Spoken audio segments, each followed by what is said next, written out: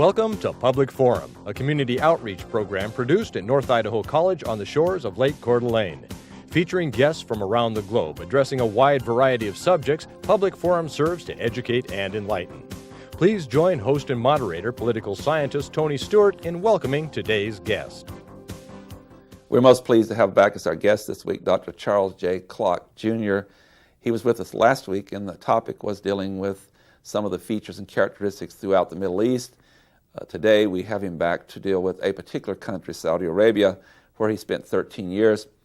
Our guest holds a baccalaureate and master's degree both in the field of psychology from San Jose State University, and he received his Doctor of Education in Educational Evaluation from the University of Massachusetts at Amherst. Our guest since 1995 has been the president and self-employed of Management and Educational Consultants. He, from 1981 until mid-1994, was a management advisor to the Saudi Arabia Oil Company. We welcome you back. We enjoyed our discussion last week, and thank you for giving us this much time. We appreciate it. Thank you. Let's move right into where you spent 13 years of your life. And really, 1994 is not that long ago, particularly in a part of the world where change is much slower than it is in some other parts of the world. Just give us kind of a background, or maybe we deal with some of the demographics, the kind of the size of Saudi Arabia, or its population, its economy, what you observed in the 13 years that you were there as some of the features of that particular country. One thing is the topography. Most people feel that, for example, that Saudi Arabia is all desert. And actually it's not. There are 3 areas in Saudi Arabia that are very mountainous, mountains going as high as 10,000 feet. And they even have snow in some places. One interesting feature about Saudi Arabia has to do with the desert. A lot of people would be surprised to know that one of the largest imports into Saudi Arabia is sand.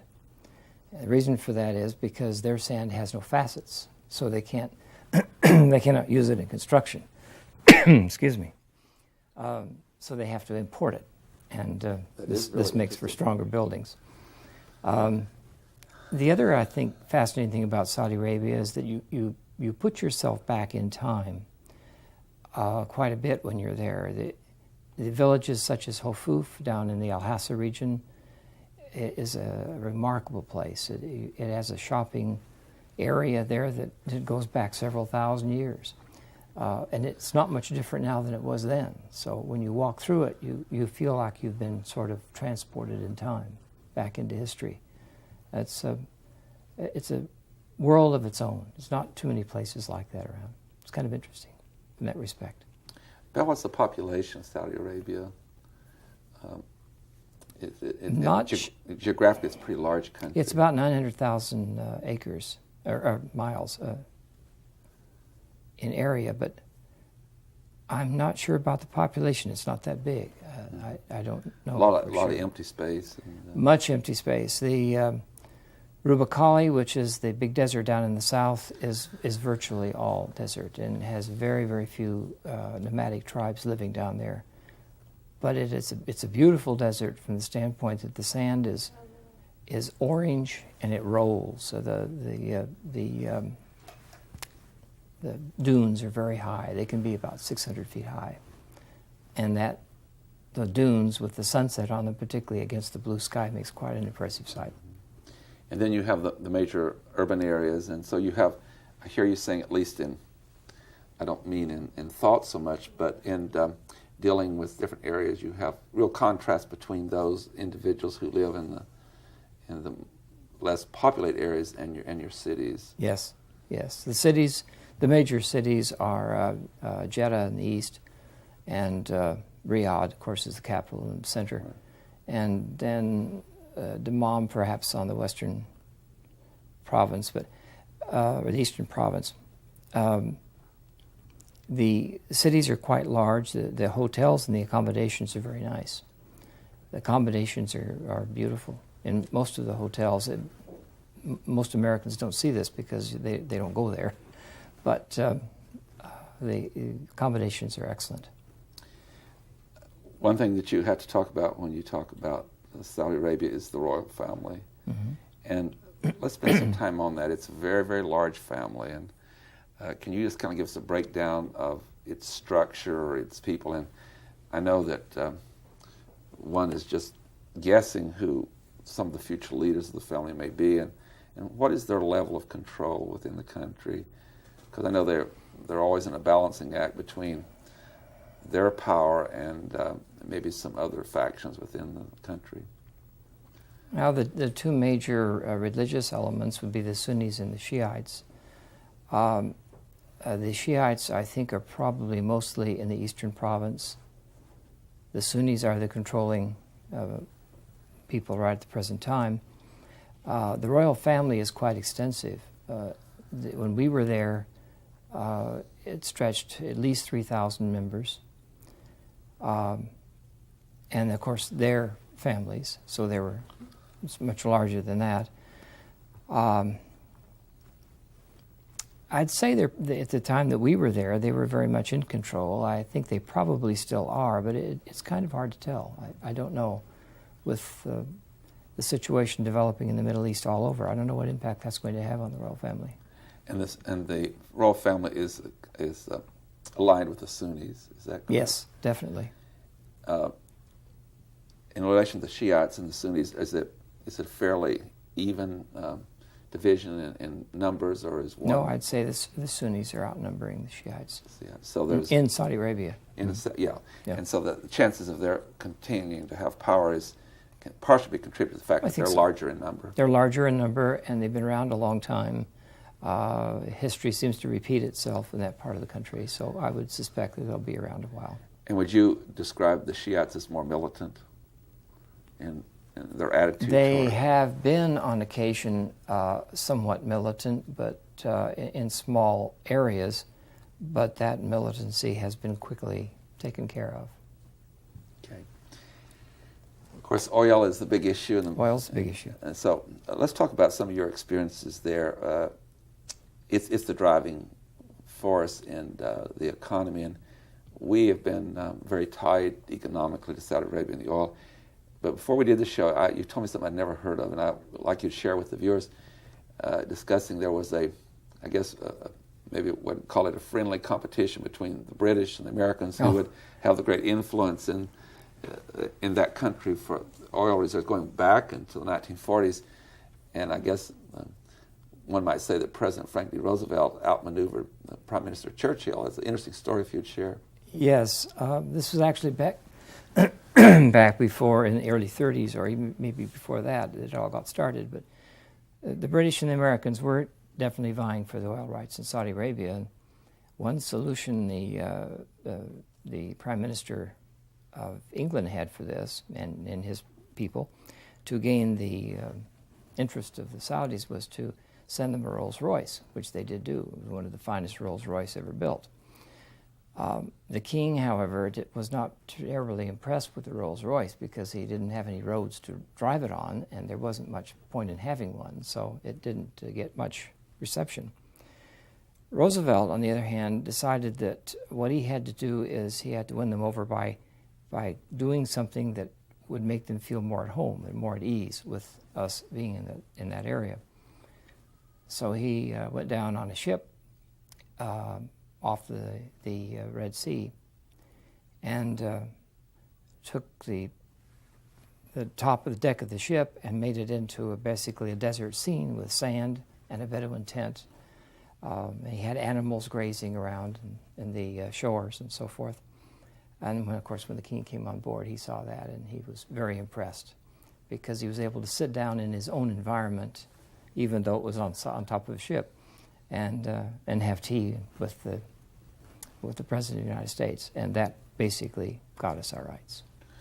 Isn't that interesting that it can be something that's fairly simple? Fairly simple. But making a guest feel comfortable could result in this long history now of that process.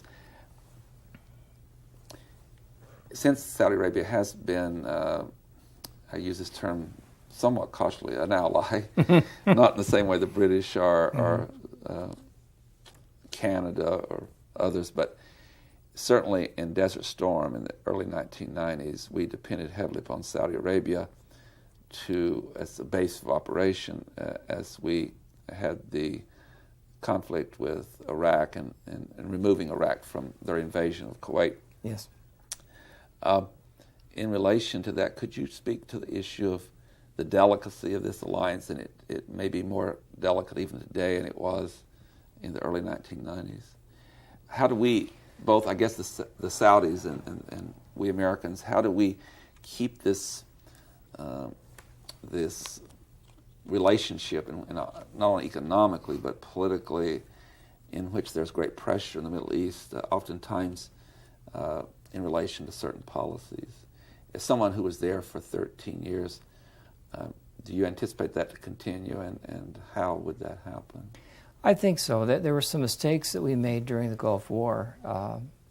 I think the mistakes the Americans made during the Gulf War, in that we had to keep a balance in the situation. We were there in massive force. Most Americans haven't the faintest idea how massive that force was.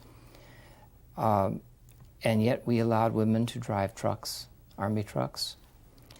That was not well received by many of the Saudis, because women do not drive vehicles in that country, even though in this case it was almost necessary, because they were soldiers just like anybody else. But they didn't understand that, so that drove kind of a wedge into the relationship a little bit.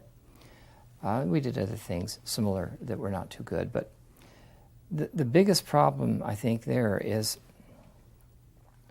the Muslims are extremely loyal to each other. They're within Saudi Arabia, the tribal loyalty is very strong, but the religious loyalty is also very strong. And basically, Iraq is a Muslim nation, and so is Saudi Arabia.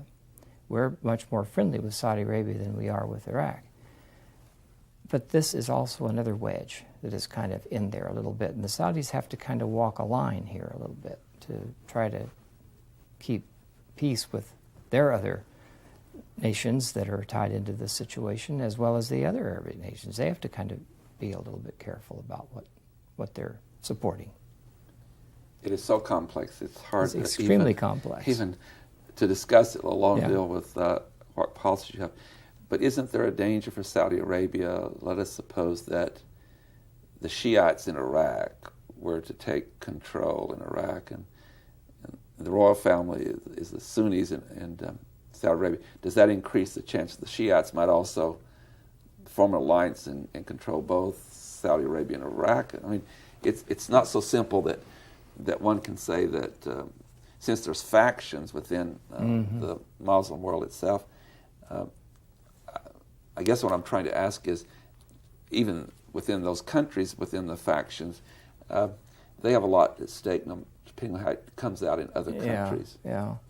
I don't know if say Iraq were to become, the Shiites were to become the controlling power. I really couldn't say what that might mean to Saudi Arabia, because, for example, I'm not so sure the Shiites. If that were to happen with Iraq, I'm not so sure that Iraq and Iran would get along too well together anyway, because they've had a history of not being too good partners. And there's the other situation with Saudi Arabia. I don't know. I do think that one of the important ingredients operating there is, number one, the oil resources in Saudi Arabia, which are finite, and the fact that Iraq has mucho oil resources. More than Saudi Arabia. Probably. And that's just sitting there. And I'm sure that we are well aware of the fact that that's sitting there. And it's probably what's driving a lot of what's going on right now.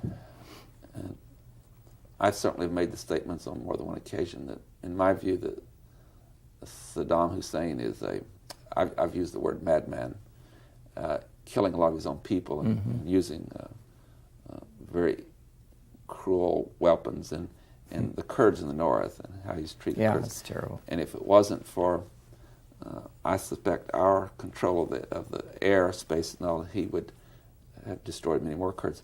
But even the complexity there, too, where the Kurds over in Turkey are significant, too. And so Turkey is concerned about how this may come out. So I'm just adding that as another dimension. It's another dimension, yes. Of how serious that problem is. With that in mind, Let's speak to something else that's happening, and I don't know how big a current this is, but certainly you've also indicated with your years' experience there, the company that you worked for, the Saudi Arabian oil company, has spent large sums of money sending young people to be educated around the world, particularly the United States. Mm-hmm. Would you take some time to share with us what that means? Because being exposed to different cultures and different ideologies and seeing a certainly different role for individuals in a democratic society, and those ideas go back with them to their country, is that going to impact in the long run? And I would assume that many of these people who come here and educate go back and they have important positions in their country. Yes, I think it will make a difference. Ali Naimi, for example, who at the time we were there was the president of Aramco, is educated in Stanford University. He spent a lot of time in this country, and now he's the oil minister for Saudi Arabia and OPEC.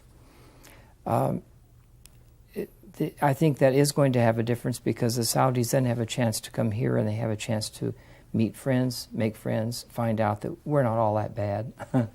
And most of them go back with pretty good stories about experiences they had here, and that's got to have an impact because these are the people that are going to go up in the government agencies as well as in the oil company.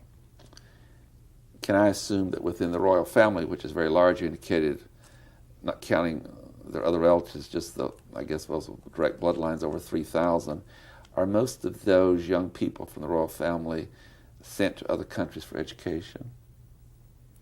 Or is it a small I don't percentage? know that I would say most, probably a lot of them. Whether most, I'm not sure. It would depend a little bit upon the religious beliefs in the family and how strong they were that they wanted their children to have that same upbringing. So all members of the royal family are not identical in how they deal with their religion? I wouldn't think so. I wouldn't think so. I think that there probably are some differences.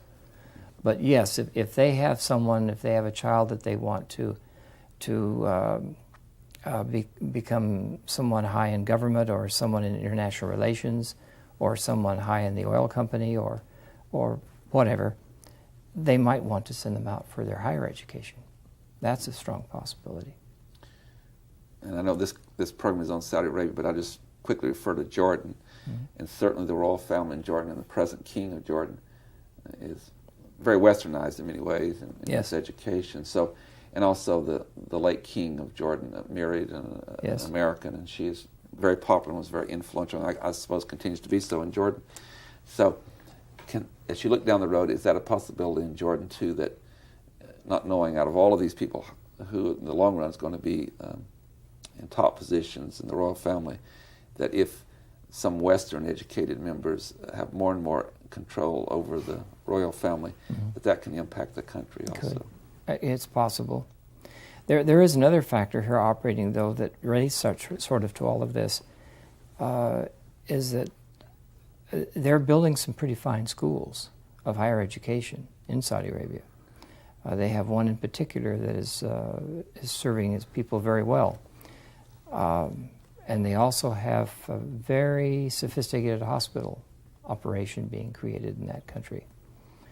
So that they're building an infrastructure to really take care of a lot of these problems, both health and education-wise.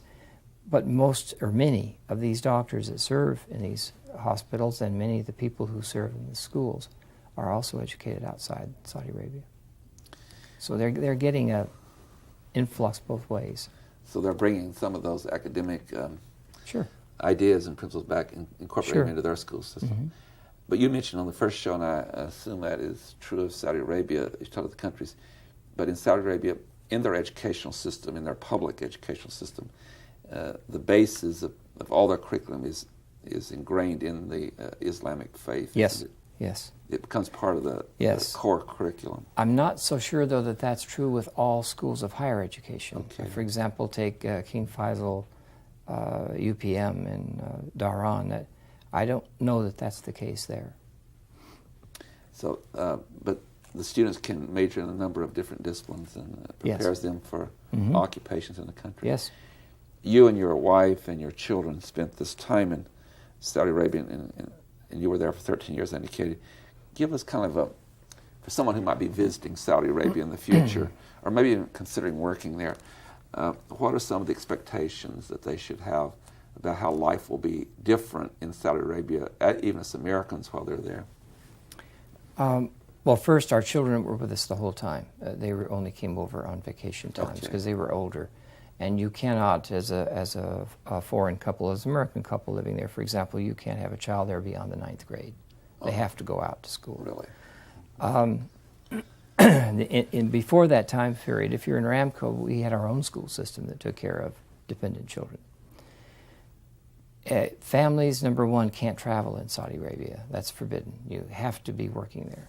So there's no way even I could now, if I wanted to go back and be a tourist. The tourists aren't allowed in Saudi Arabia. It's one of the countries, at least no tourists. You cannot go into it unless you are working there. Then if you can get in. And by the way, getting in and getting out is more of a problem in their culture than it is in our culture. The airports are quite different. I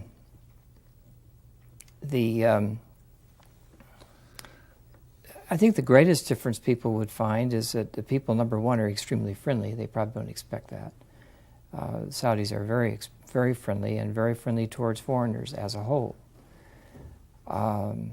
They're welcome in almost any situation. At least they were in those days. I assume that hasn't changed any. And you can feel very comfortable there in some ways, as long as you follow the rules. Women have to dress a little differently. They have to cover more of their body than you would anywhere else. Including like Americans working there? Sure. Well, yes. In Aramco, it was a little bit different because when you were in your own area, in your own community, even though Saudis lived there too, you could dress pretty much as you wished. But outside Outside, you would have to, my wife would have to wear long sleeves, long dresses. She did not have to cover her head, but there are certain cities in Saudi Arabia where you do, regardless of what your nationality is. Men have to wear long pants. Shorts are just not ever seen. And they have to cover their bodies as, their shirts or jackets or whatever. So your dress is going to be different. You have to honor prayer times. You know that if you're in a restaurant and prayer time comes, you probably are going to have to leave, or you're going to be put into a separate area or something. Because the prayer are taking place right in the restaurant? They're taking place all over, and they happen 5 times a day. So you have to kind of plan your shopping and your going and your eating around that. And you know that those prayer times are the same every day? Yes, they're the same every day. What would some of those be? They're spread out throughout the day? There's some time from morning to dawn and noontime, late afternoon, the evening prayer, and then the night prayer. There's 5. I think I got all 5 of them in there. Right. Mm-hmm. Mm-hmm. So you'd have to be aware of that. And yes, that guides things. So when the prayer time comes at a restaurant, and obviously not being Muslim or Islamic, you couldn't just sit quietly while that goes on. You have to be. I don't know what it's like now. There was a time when we were there that you wouldn't go into a restaurant if you knew that prayer time was coming up. If you were in the restaurant, you'd have to get up and leave. Okay. Now that sort of changed in some places towards the end of our stay, and what it's like now, I don't know. You may be able to perhaps stay and eat, but the windows would be shut down or shaded, and you'd be off, secluded somewhere. And how long does the prayer time last? 20 minutes. 20 minutes. Mm-hmm. Okay. So if you're shopping, you'd have to get out of the store. Okay. So the wise thing to do is to know when those times are, and that you would not approach. You would have to know any of those facilities during that time. Right. And there's certain customs, like for example, a teacher would never go into a classroom. A male teacher would never go into a classroom with a T-shirt on. That would be absolutely out of the question. And you would never show the soles of your shoes. If you ever sat down, you'll notice all the pictures of the Saudis, they always sit with their feet flat on the floor. So you don't cross your feet and hold your shoe up. Don't do that. That's a big, juicy no-no. Yes. Yeah. And share with us a little bit about the foods as you go to restaurants. Oh, the foods are fantastic. The food comes in from literally all over the place. You get the finest foods that you'd possibly want there. Much of their lamb is fantastic. The lamb is wonderful in Saudi Arabia. It's no different than the food we get here, except that maybe there's some dishes that are a little bit different or they're prepared differently. But I don't think we've ever eaten as well as we have in Saudi Arabia. And you had a variety of meats and all those things, yes. and vegetables and Yes, fruits. but the meat is prepared differently. It's slaughtered Right. differently. Right. It's more like the kosher concept of slaughtering animals. You wouldn't just go into a store and buy a piece of meat like you would here. It would be prepared differently. Okay. And the schools, the public schools for the young people. I saw a report recently where in Kuwait there's some changes have come, and some of the, I guess you'd call more conservative Islamic followers are becoming much more involved in controlling the schools. Mm-hmm. And I believe now I'm correct to say that there's a new policy in Kuwait, and I just wondered about Saudi Arabia, where young men and young women do not go in the same class, they're separated. I am sure they are still separated. Yeah. Kuwait had become so much more Western, and then after the Desert Storm, and we came in, and has also still been there to protect them from Iraq in particular. They have a lot of modern stores, and women are treated differently. But now there's a movement that seems to be back in the other direction, according to this report I saw on one of the national networks. But that has not been the case in Saudi Arabia. It's stayed pretty much that same way. Yes, yes. We're almost out of time, but my final question would be that there's certainly integration of religion and state. It's just totally integrated, isn't it? Yes, totally, completely. The law is the Quran, life is the Quran, and religion is the Quran. And in our case, of course, under the First Amendment, we over 200 years ago made that very important decision, that be separation of church and state in that relationship. One advantage to that in this particular kingdom is that there is very little crime. There is you don't have to worry about leaving your house unlocked. The price paid for that was like a due process. That's right. Yes. On that note, we'd like to bring the program to conclusion. Dr. Charles J. Clark, Jr., we thank you for this 2 weeks you've been with us. It's been very informative, and you were discussing a part of the world that is extremely complex and much that we, I'm sure, don't understand about it, but it certainly is very, very vital to international politics. And thank you for being with us. Thank you. Ladies and gentlemen, I hope you've enjoyed this 2 weeks as much as we've enjoyed bringing it to you, and I'd like to invite you to be with us again next week at the same time. We'll move to yet another subject. Until then, please have a good week.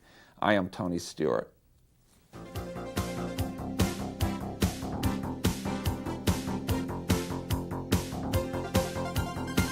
Recorded on the campus of North Idaho College, Public Forum is the longest-running in-house college production on PBS. Each episode is pre-recorded live and is an educational outreach from North Idaho College. Please join us at this same time next week for another edition of Public Forum on this public television station.